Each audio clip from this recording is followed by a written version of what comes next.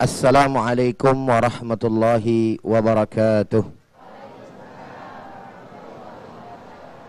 Alhamdulillah, wassalatu wassalamu ala rasulillah wa ala alihi wa sahbihi wa man walah, wala hawla wala quwata illa billah, amma ba'd.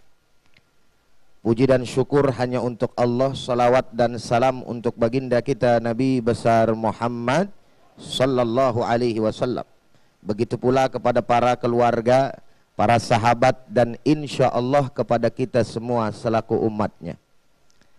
Guru-guru kita semua yang sama dirahmati dan dimuliakan oleh Allah subhanahu wa ta'ala.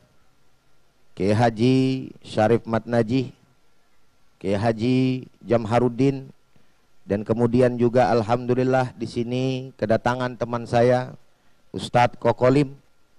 Yang sama kita doakan mudah-mudahan guru-guru kita semua selalu senantiasa sehat walafiat, panjang umur, berkah dunia dan akhirat. Amin ya rabbal alamin. Para pemirsa Damai Indonesiaku TV One dimanapun Anda berada, Allah subhanahu wa ta'ala menciptakan manusia dengan dua hal. Ada hawa nafsu dan juga ada akal. Oleh karena kedua inilah kemudian manusia dan jin diciptakan oleh Allah subhanahu wa ta'ala. Untuk apa dua makhluk ini diciptakan oleh Allah? Tidak lain dan tidak bukan, faqala ta'ala wa ma khalaqtul jinna wal insa illa liya'budun. Dan tidaklah aku ciptakan jin dan manusia kecuali untuk beribadah kepadaku.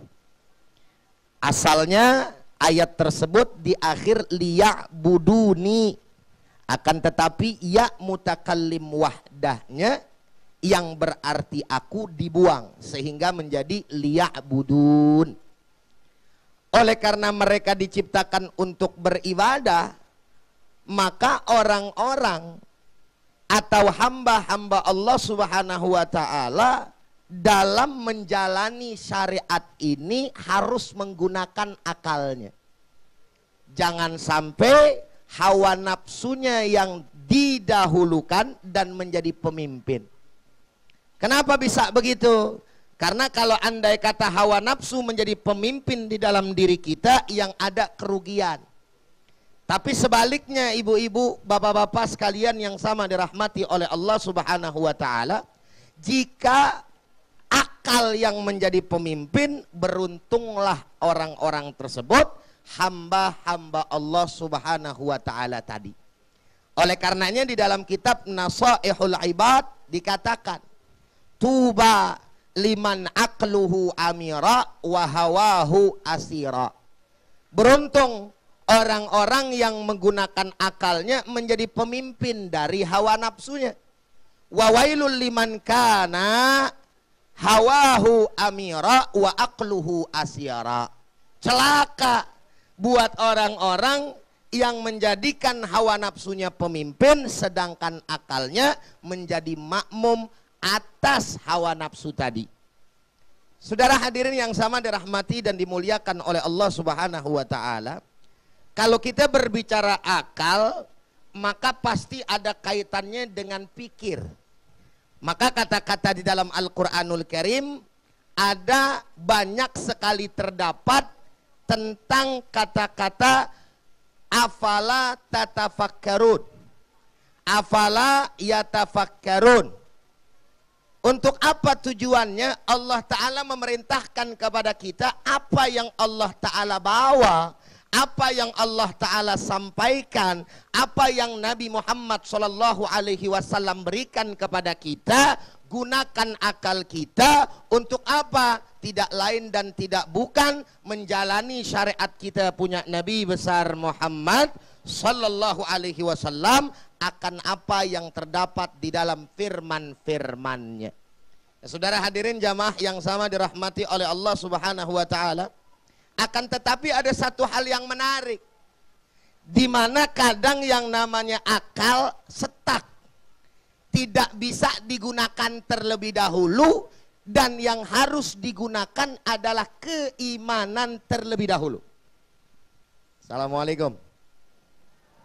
Masih hidup? Paham apa paham sampai di sini nih? Di satu sisi yang namanya akal berfungsi dan harus dipakai. Makanya ada kalimat ad-dinu huwal aql la dina liman la aqla lahu. Agama itu harus pakai akal. Tidak beragama orang yang nggak pakai akalnya. Betapa penting daripada fungsi akal buat kita sebagai hamba-hamba Allah Subhanahu wa taala. Tapi pada satu sisi akal nggak boleh dipakai sebelum keimanan didahulukan. Makanya ada kalimat lagi, tafakkaru fi khalqillah wala tafakkaru fi dzatillah. Berfikirlah kalian semua tentang ciptaan-ciptaan Allah, dan jangan sekali-kali kalian berfikir tentang zat Allah Subhanahu wa taala. Karena ketika kita berfikir tentang zat Allah taala, yang ada keimanan kita hilang. Maka ada kalimat lagi, bapak-bapak, ibu-ibu sekalian, al-idrak ba'dal idrak kufrun. Menemukan setelah menemukan akhirnya menjadi kufur. Contoh, Allah Ta'ala kita sama tahu adalah Tuhan yang Esa. Betul apa betul? Allah Ta'ala adalah Tuhan yang gaib untuk saat ini. Terus kita pikirin, Allah Ta'ala menciptakan alam dunia ini. Terus Allah siapa yang menciptakan? Kira-kira kalau misalkan terus kita pikirin, jadi rusak nggak iman kita? Assalamualaikum. Paham apa paham? Jadi rusak nggak iman kita? Hancur nggak iman kita? Kira-kira jadi murtad apa enggak? Maka pada satu sisi akal harus dipergunakan, ada di satu sisi lain akal harus kemudian tidak kita gunakan. Agar apa? Agar selamat kita punya keyakinan dan keimanan kita kepada Allah Subhanahu wa taala. Lalu bagaimana kemudian kita menyikapi sebagian besar daripada ayat-ayat Allah Subhanahu wa taala, firman-firman Allah Subhanahu wa taala di dalam Al-Qur'an, kapan akal harus berfungsi dan kapan iman harus didahulukan? Insya Allah